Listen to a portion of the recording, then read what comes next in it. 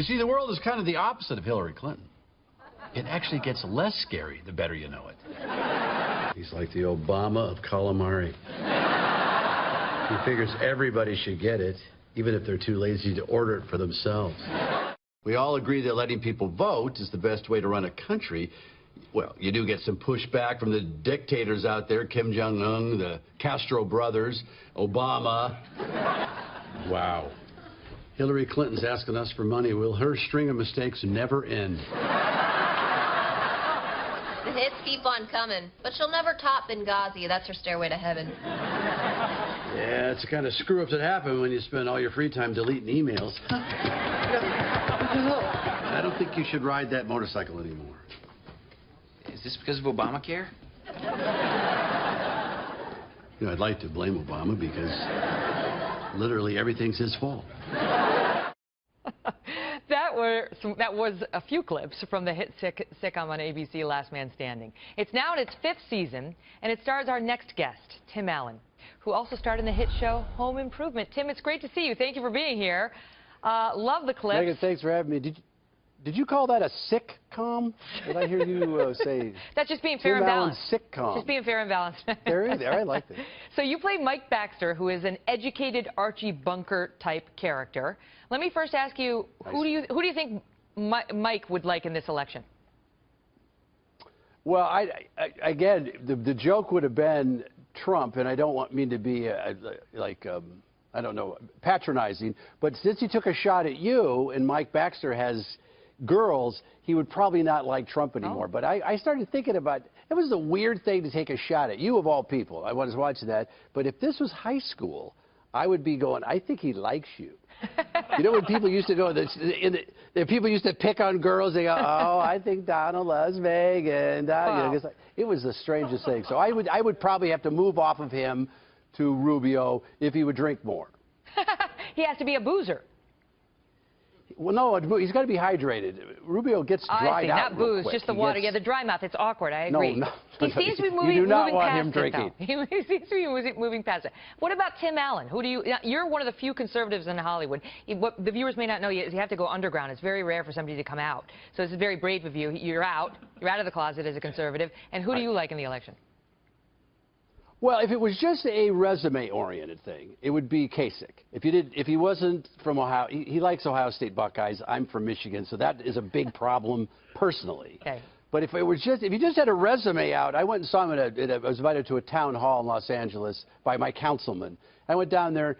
He's an interesting. I know this might be the kiss of death for him, but he's almost the Republican the Democrats would like, which is a great thing if you want to win an election. But he's really got a great resume, and the guy's got a good heart. What about Hillary Clinton? Nothing.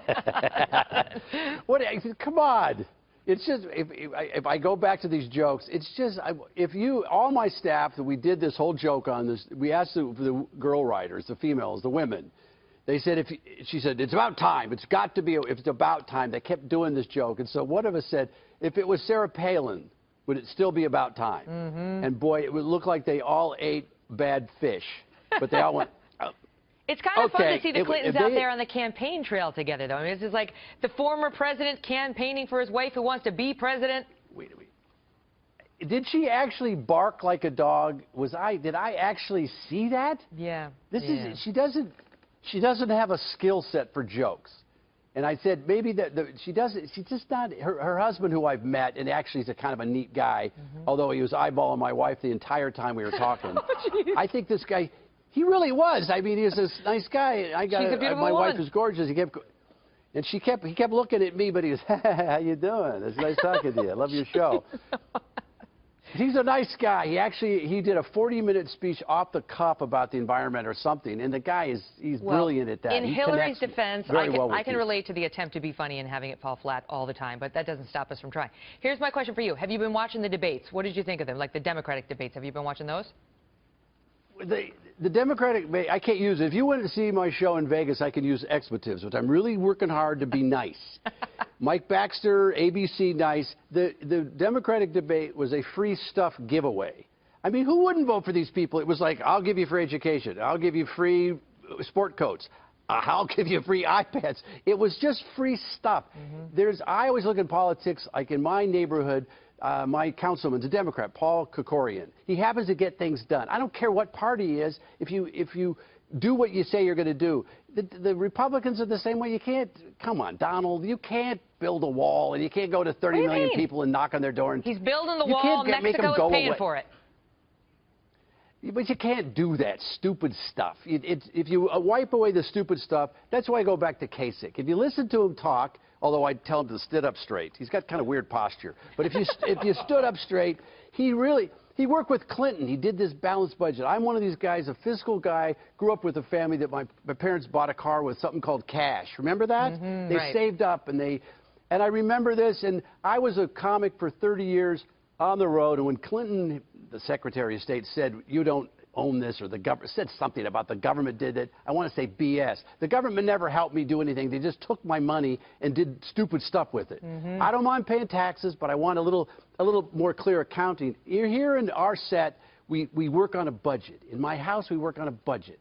The guys that want to think about budgets make this country strong, and then I'm a fiscal guy. I want to take care of poor people that can't help themselves. But right now, I got to think about what I'm leaving for my kids, and that's real important to me. That's just something John Lovett said, which I quoted before, where he talks about how this is the land of opportunity, the American dream, where you can work hard, you can come up, and you can pull yourself up like you did from, your dad was killed at a young age.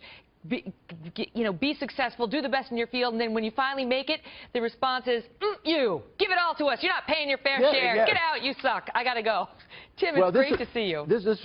Okay. I got to leave it at that. Thanks for having me on. ABC. I was going to say real quickly. 8 o'clock. We'll be right back.